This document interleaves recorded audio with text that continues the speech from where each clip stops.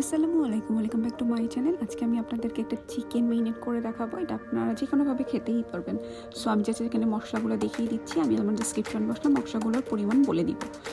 So এবার আমরা চিকেনটাকে একটু থেতলে নিব। খুব বেশি থাতলাতে হবে না। আমি এখানে চিকেনের বুকের মাংসের পিস নিয়েছি। সো আপনারা খুব বেশি থাতলালে চিকেনটা বেশি গলে যাবে। এবার 2 টেবিল চামচ পরিমাণ টক দই অ্যাড করছি।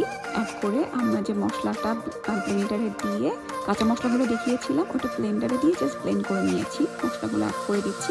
এবার হাত দিয়ে খুব ভালো করে কষলে এটাকে মাখিয়ে নিতে হবে।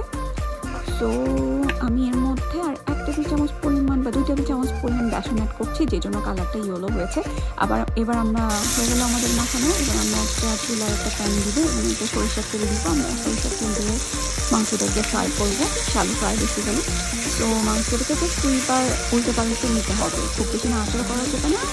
এক পিঠ এক সাইড আর এক পিঠ এক সাইড। আমি এবার এটা দিয়ে একটা টার্কিশ ব্রেডে করে একটা সাবওয়ের মতো স্যান্ডউইচ তৈরি করছি। সো আমি টার্কিশ ব্রেড থেকে একটু বাটার লাগিয়ে জাস্ট একটু ফ্রাই করে নিয়েছি চুলার প্যানের উপর দিয়ে। এরপর সেকেন্ড লেয়ার চিকেন, তারপর লেটুস, টমেটো, চিজ এবং লটস অফ মেয়োনিজ। সো আপনারা দেখতেই পাচ্ছেন যে কত সুন্দর হয়েছে এটা।